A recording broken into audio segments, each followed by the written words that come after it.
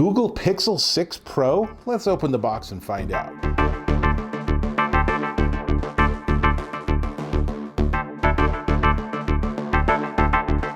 Dave Taylor here, and I'm pretty sure that in this box is the Google Pixel 6 Pro 5G smartphone. Let's find out. So, I have my unboxing tool. Don't use one of these at home without professional training. And we're gonna open up the box that just got here this morning. So this is all hot off the press. And let's see what's inside. All right, well, I think we've picked the right box because there is a box inside the box, which of course always leads to that dilemma of how do you get it to come out? But we do this. Now, this is most likely the Pixel. So let's see what's inside. Let's see, I think it opens up this way. And are you ready? Oh, look at that. See, they have a fun pop-up. How cheery is that? And underneath that is, sure enough, this is the Google Pixel 6 Pro. And then on the other side is a case. So, super fancy packaging. Probably when you get yours, which you probably will get, you're probably not going to choose and get the same packaging. So let's just move this out of the way. Super fun to get that. But here's what we're really interested in.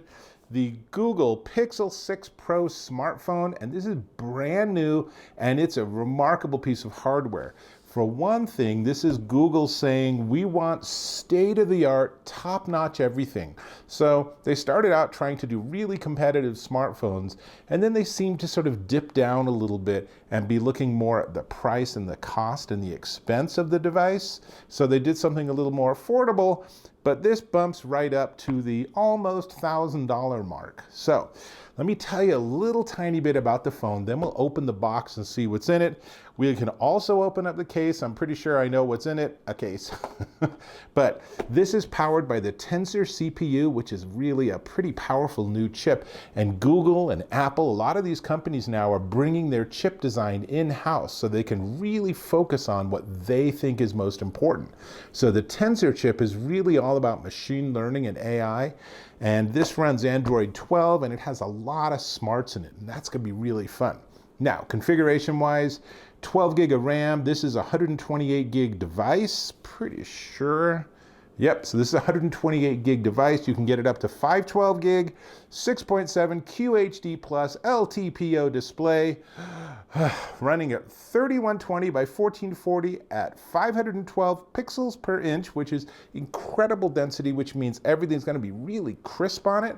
And it can run up to 120 hertz, which means it can refresh when you're doing things like having motion. It'll be smooth as heck. It won't be jittery or, have jags on it or anything. So looking forward to that. Also has a lot of cameras going on. It has a big cameras going on. So there are 3 rear-facing cameras, and I suppose I could just open this while we're talking. So there are 3 rear-facing cameras that are 50 megapixel wide, 48 megapixel telephoto, and a 12 megapixel ultra wide. And then the front facing camera is an 11.1 megapixel camera too. So between all of those, that's an insane amount of data. So let's see. Oh, look at that. That's really nice. Let's see. This color is called Sorta Sunny. And I like it. It's sort of a yellowy and an orange. And let's see if we take it out. So we have the phone. It's just beautiful. It's just a really nice, has a great hand feel to it. Smidge heavy, we'll get there in a second. But also in the box is what they like to ship now, which is their USB-C to USB-A or USB 3 or USB 3.1 or USB 2.1. This goes by a lot of names, this little rectangular connector, but this adapter gives you backwards compatibility. And then this is a USB-C to USB-C charging cable because the bottom of the phone is USB-C. In fact, now is an excellent moment to do a quick set of close-ups of the bottom of the phone, of the buttons on the right-hand side, of the complete lack of any buttons or interface on the top, and there's really nothing on the left-hand side other than the SIM slot. And then on the very back, you can see there is a stream or a row of cameras with a flash embedded in the middle of it. That's the whole design. Now, let's see, this is running with Corning Gorilla Victus glass. This is the latest generation, and the back is also glass apparently, and it's also using that Victus glass, so this should be really tough.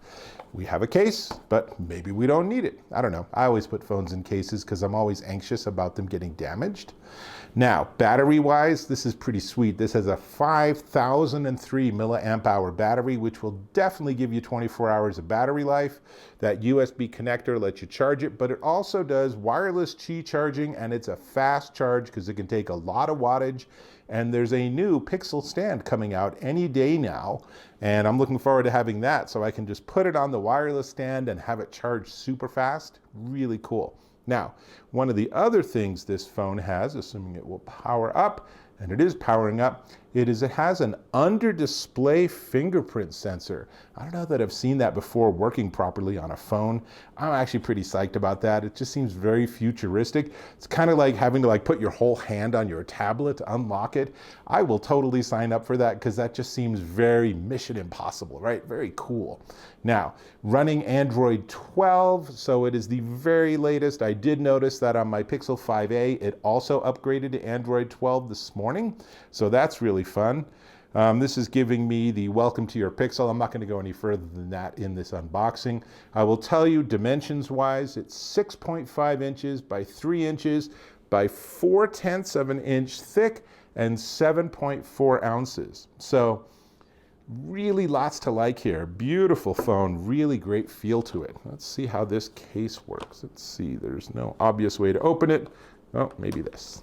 Let's see. And what do we have here? This is the translucent case, but it looks like it's sort of a gray translucent. So let's go ahead and put the phone in the case, because why wouldn't I want it to be protected? And that's a pretty easy fit, and it's snug, and it works really well with the camera, giving you a little more protection on the camera bar. But I will say that there is barely any case above the surface of the screen. I would like to see it a little higher, but the ends are just a tiny bit raised, so that should take the impact of it dropping face down rather than that going onto the glass. But hey, we got that Gorilla Victus glass, right? So that should take care of it anyway.